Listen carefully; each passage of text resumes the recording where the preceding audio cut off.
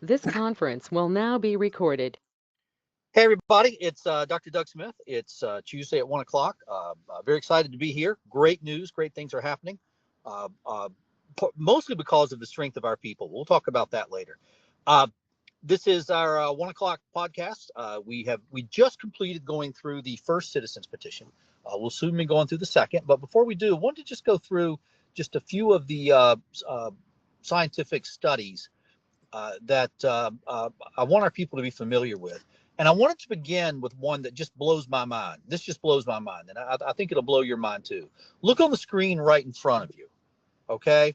Um, and I want you to look at the date on this 1963.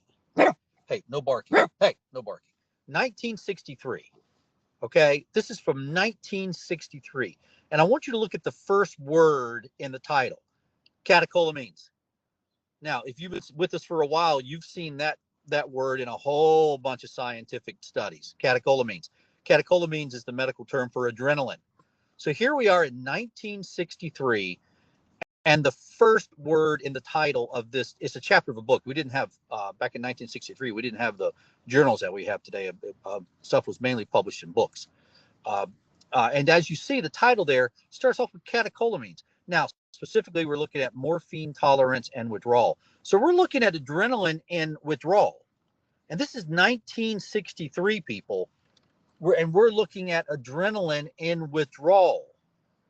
Okay, the opioid theory of addiction, the brain disease model of addiction, that nonsense hadn't even been thought up yet. That fairy tale didn't even exist yet.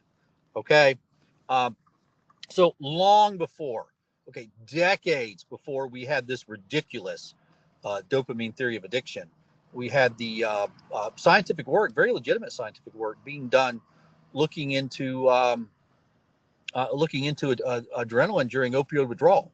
Now, what Gunn did was pretty simple. Gunn took opioid dependent mice and stopped giving them morphine. They went into withdrawal, and 2 days later, he harvested their adrenal glands. He euthanized them and harvested their adrenal glands, and he found that the adrenal glands were empty. They've been in withdrawal for 2 days, and the adrenal glands were empty. And he compared them to the adrenal glands of normal mice that were not opioid dependent. And this is way back in 1963, folks. That's the point of this, 1963. Now, if you're a scientist and you're looking at when mice have been in withdrawal for 2 days, their adrenal glands are empty compared to compared to mice who have not been in withdrawal. That's a very significant finding. That's telling you right there. And so the question that's raised is, hey, what happened to the adrenaline? Okay, we harvested these adrenal glands in these mice after 2 days of opioid withdrawal, and they were empty. Where did the adrenaline go? Okay, and the next study that came along actually just took urine samples from mice after the same thing and found that the urine was full of the byproducts, the degradation, the metabolism of the catecholamines, of the adrenalines. So those two studies taken together, that was, by the way, that was a Cara Brody in 1967.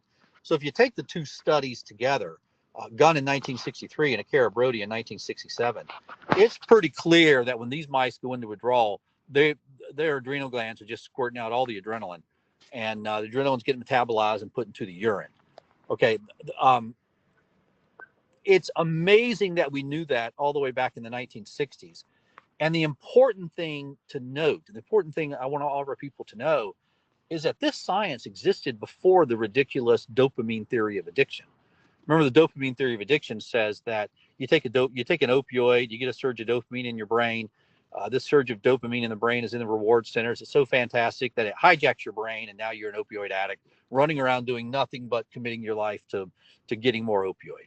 Okay, but in order to develop that fairy tale of a theory, they had to ignore the science that was already in existence. They had to just completely ignore the Gunn article. They had to completely ignore the Cara Brody article. And you don't get to do that in science. And so the point that I'm making is, from the very beginning of the launch of this fairy tale opioid uh, uh, dopamine theory of addiction, brain disease model of addiction as it pertains to the opioids. We're not making any comment about anything else, just the opioids. That from the very beginning, okay, they had to break the rules of science in order to even put forth their theory. They had to ignore the known science.